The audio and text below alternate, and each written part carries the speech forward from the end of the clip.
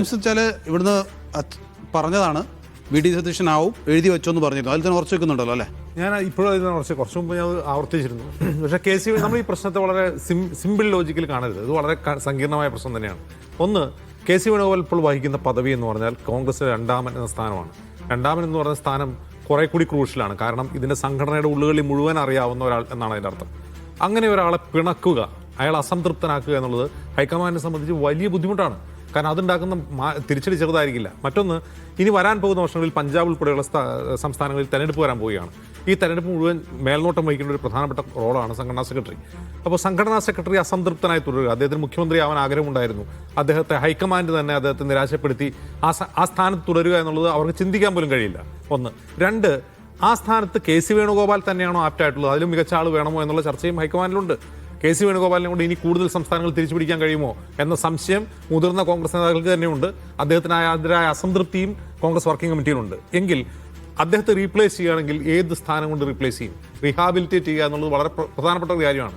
ഇനി അദ്ദേഹത്തെ റീഹാബിലിറ്റേറ്റ് ചെയ്യുന്നത് അദ്ദേഹം ഇപ്പോൾ ഇരുന്ന സീറ്റിനേക്കാൾ മികച്ച ഒരു സീറ്റിലാണ്. അധ്യക്ഷനാവണമെങ്കിൽ തെരഞ്ഞെടുപ്പ് നടക്കണം, സംഘടനാ തെരഞ്ഞെടുപ്പ് നടക്കണം. അപ്പോൾ ഇത് ചെറിയൊരു പ്രശ്നമല്ല, ഹൈക്കമാൻഡിനെ സംബന്ധിച്ച് വലിയ പ്രശ്നം തന്നെയാണ്. അല്ല, ആ പ്രശ്നം പരിഹരിക്കാനുള്ള സമയം അവർക്ക് കൊടുക്കുക എന്നുള്ളത്. അദ്ദേഹം ആഗ്രഹിക്കുന്ന പദവി അതിലും താഴ്ന്ന ഒരു സംസ്ഥാനത്തിന്റെ മുഖ്യമന്ത്രി എന്ന് പറഞ്ഞു കഴിഞ്ഞാൽ ആ പാർട്ടിയെ സംബന്ധിച്ചിടത്തോളം ആ മുഖ്യമന്ത്രിക്ക് മേൽ പോലും നിയന്ത്രണമുള്ള ഒരു പദവിയിൽ അദ്ദേഹം ഓൾറെഡി ഇരിക്കുമ്പോൾ ഇനിയൊരു പദവി വേണമെന്ന് പറയുന്നതിന് ലോജിക്കലി ഒരു അർത്ഥമില്ല. അദ്ദേഹം എനിക്ക് അത്രയും വലിയ പദവി വേണ്ട, ചെറിയ പദവി മതി എന്ന് പറഞ്ഞാൽ അത് കൊടുക്കാൻ പറ്റില്ലല്ലോ. അതാണ് ഇതിലെ പ്രശ്നം. നമ്മൾ ഇതിനെ വളരെ സിമ്പിൾ ആയിട്ടുള്ള പ്രശ്നം കരുതരുത്, വളരെ സങ്കീർണമാണ്. അതെ, ഞാൻ ചോദിക്കുന്നത്, ഇപ്പൊ തീരുമാനം എടുത്തു കഴിഞ്ഞു, ഇനിയിപ്പോ വരുന്ന ഇത്രയും നാളുകൊണ്ട് KC അനുനയിപ്പിക്കാൻ കഴിഞ്ഞില്ല, ഇനിയിപ്പോ വരുന്ന ഒരു കുറച്ച് മണിക്കൂറുകൾ കൊണ്ട് അത് അനുനയിപ്പിച്ചിട്ട് ഞങ്ങൾ പ്രഖ്യാപിക്കാമെന്ന് അങ്ങനെ കരുതുന്നതിൽ KCയെ സംബന്ധിച്ച് നിങ്ങൾ ആലോചിച്ചോണം. കഴിഞ്ഞ 10 ദിവസമായിട്ട് കേരളത്തിൽ ഈ പ്രശ്നം നിൽക്കുകയും KCക്കെതിരായിട്ട് ഭയങ്കരമായി ക്യാമ്പയിൻ നടക്കുകയും, ക്യാമ്പയിൻ എന്നല്ല അതിന് പറയാം, ജനവികാരം അണപൊട്ടുന്നത് നമ്മൾ കാണുന്നുണ്ട്. ഇപ്പോൾ KC അദ്ദേഹത്തിന് അനുഭവിക്കാൻ കഴിയുന്നതിന്റെ മാക്സിമം 10 ദിവസം അനുഭവിച്ചു. ഇനി പിൻവാങ്ങുക അദ്ദേഹത്തെ സംബന്ധിച്ച് ബുദ്ധിമുട്ടുള്ള കാര്യമാണ്. എന്തിനു വേണ്ടി ഞാൻ പിൻവാങ്ങണം? കേൾക്കാവുന്ന ശരങ്ങൾ മുഴുവൻ ഞാൻ ഏറ്റു കഴിഞ്ഞു. ഇനിയിപ്പോൾ പിൻവാങ്ങേണ്ട കാര്യമില്ല, ഞാനും മാക്സിമം ഫൈറ്റ് ചെയ്യണം. അദ്ദേഹം കോൺഗ്രസിനകത്ത് ഇന്ത്യൻ നാഷണൽ കോൺഗ്രസിന് മാത്രമല്ല നിഷാദ്, അദ്ദേഹത്തിന് പറയാൻ ക്രെഡിറ്റുണ്ട്. അദ്ദേഹത്തിന് ഭൂരിഭാഗം MLA മാർ പിന്തുണയ്ക്കുന്നു, പരസ്യമായി അവർ പിന്തുണ പ്രഖ്യാപിക്കുന്നു. അത് ചെറിയ കാര്യമല്ല. സ്വന്തം ഹോം സ്റ്റേറ്റിൽ അദ്ദേഹത്തിന് പിന്തുണയുണ്ടെന്ന് അദ്ദേഹത്തിന്റെ പവർ ഉപയോഗിച്ച് മാനിപ്പുലേറ്റ് അതെന്തോ ആയിക്കോട്ടെ, പരസ്യമായി ആളുകൾ അദ്ദേഹത്തെ പിന്തുണച്ചുകൊണ്ട് രംഗത്ത് വരുന്നുണ്ടല്ലോ. അല്ല, ഈ പ്രശ്നം സങ്കീർണമായി എന്ന് പറയുന്നത് സങ്കീർണമാക്കിയതാരാ? KC വേണുഗോപാലാണ്. മത്സരിക്കേണ്ട തീരുമാനമെടുത്തു, KC മത്സരിച്ചില്ല. എന്നിട്ട് ഇപ്പൊ വീണ്ടും ഇടയ്ക്ക് വന്നിട്ട് ഞാൻ മുഖ്യമന്ത്രിയാകാന്ന് പറയും. വേണമെങ്കിൽ അദ്ദേഹത്തിന് ഇനിയിപ്പം പറഞ്ഞല്ലോ, ഇത് ശരങ്ങൾ ഒരുപാട് ഏറ്റുവാങ്ങിയെന്ന്. പക്ഷേ അദ്ദേഹത്തിന് തികച്ചും ന്യായീകരണങ്ങൾ പറയാനുണ്ട്. കാരണം ഇനി നാളെ സതീഷിനെ മുഖ്യമന്ത്രിയായി പ്രഖ്യാപിച്ചു എന്ന് വെക്കാം. KC വേണമെന്ന് പറയാം, ഞാൻ മുഖ്യമന്ത്രിയാകുമെന്ന് ഞാൻ ആരോടെങ്കിലും പറഞ്ഞോ, എനിക്ക് ഈ പദം വേണമെന്ന് ഞാൻ ആരോടെങ്കിലും പറഞ്ഞിട്ടില്ല. അദ്ദേഹം അത് പറഞ്ഞിട്ടില്ല എന്ന് മാത്രമല്ല, എനിക്ക് മുഖ്യമന്ത്രി സ്ഥാനം വേണ്ട എന്ന് നിരവധി തവണ പറയുകയും ചെയ്തിട്ടുണ്ട്. അപ്പം പക്ഷേ നിങ്ങളല്ലേ പറഞ്ഞതെന്ന് തിരിച്ച് നാളെ നമ്മോട് ചോദിക്കും മാധ്യമങ്ങൾ. നിങ്ങളല്ലേ എൻ്റെ പേര് പറഞ്ഞു, ഞാൻ എവിടെയെങ്കിലും പറഞ്ഞിട്ടുണ്ട്. 10 ദിവസം വൈകുന്നേരം പറയണം.